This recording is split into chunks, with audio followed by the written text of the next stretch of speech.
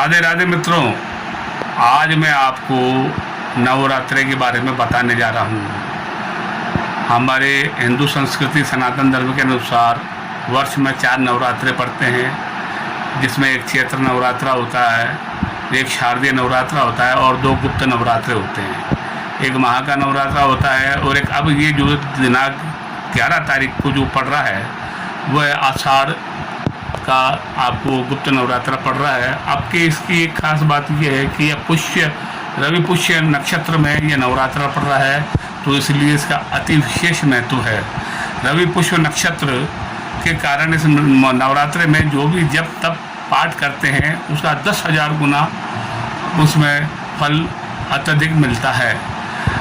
नवरात्रा वैसे तो दिनांक 10 तारीख को ही सुबह 6:46 से प्रारंभ हो जाएगा, लेकिन उस दिन अमावस्या होने के कारण दूसरे दिन इस तारीख की प्रतिपदा तारीख होगी और नवरात्रा 11 तारीख से कलश स्थापित आप कर सकते हैं। इस नवरात्रे में आप महाकाली का पूजन बड़े जोर शोर से कर सकते हैं। माँ सरस्वती का पूजन करें और कलश स्थापित करें। महाकाली को लाल पुष्प भेंट करें, अनार का उसमें भोग लगाएं, गुड़ैल जो लाल फूल होता है उसके आप चढ़ावें। उससे महाकाली बहुत ही प्रसन्न होती है और समस्त प्रकार के आपको जितना भी जो मनोकामना आपकी पूर्ण करती है।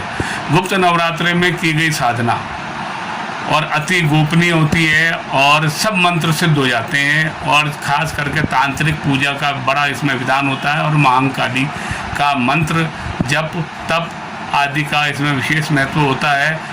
और गुप्त नवरात्रि में खास करके आषाढ़ के इसमें सूर्योदय से पहले और सूर्यास्त के बाद ही मंत्रों का इसमें आप विधान करना चाहिए और मंत्र सिद्ध करने चाहिए, पूजा करनी चाहिए।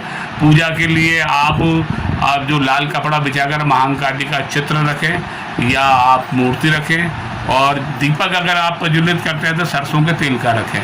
आप कलश स्थापित करें, कलश में जो आपका नारियल है उसको स्वस्तिक का चित्र बनाकर लाल धागे से उसे बांधें, कलश में कुछ चावल रखें और उसे स्थापित कर दें। और एक चूँकि गुप्त नवरात्रा है, ज़्यादा इसमें नहीं करना चाहिए। आप अगर जोत लेते हैं, अगर हवन करते हैं या यज्ञ करते हैं तो इसमें गूगल हो और अपना लोबान होना चाहिए, धूप होना चाहिए और कपूर होना चाहिए। इससे नित्य आप पूजा पाठ करें और उस आरती करने के पश्चात में सात्विक रूप से रहना चाहिए, ब्रह्मचर्य का पालन करना चाहिए। और बहुत से लोग तो एकासना करते हैं या फलाहार करते हैं। यदि आप जिस प्रकार आप चाहते हैं, अगर जिस प्रकार आप करते हैं, दूध से कर सकते हैं, पेय से कर सकते हैं, फल से कर सकते हैं या एक समय भोजन करके आप इसे नवरात्रि कर सकते हैं। बड़े सात्विक नवरात्रे हैं और इसके करने से आपके समस्त पाप नष्ट हो जाते हैं। और ये देवी की उपासना करने से आपके अंतर मन में और आपके शरीर के अंदर अलग ही तरंगें उठने लगती है, अलग ही प्रकार का तेज आपको उत्पन्न हो जाता है।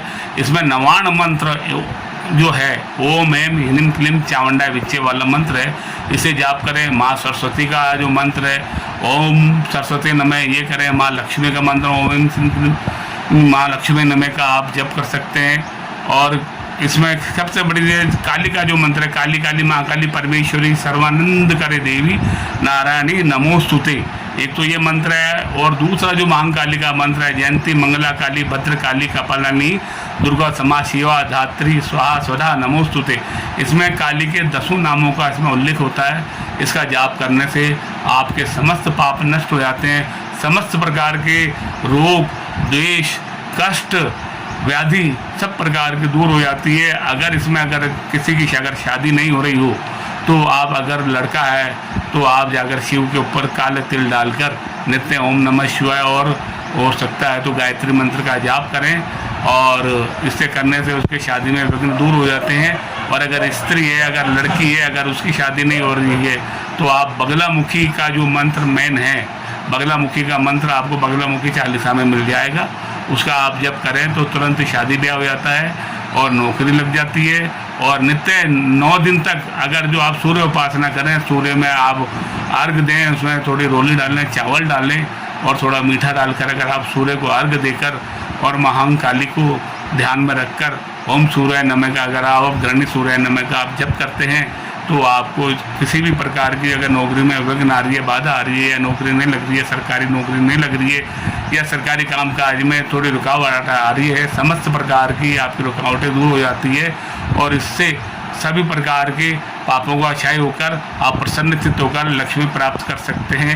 ये बहुत ही अति गोपनीय नवरात्र है। लक्ष्मी प्राप्ति के लिए भी, शादी में अड़चन आ रही है उसके लिए भी, घर में धन धान्य की वृद्धि के लिए भी, कलेश दूर करने के लिए भी इस प्रकार ये करें आप। दिनांक 11 तारीख से प्रारंभ हो रहा है, पुष्य रवि योग में प्रारंभ है, इसे करें।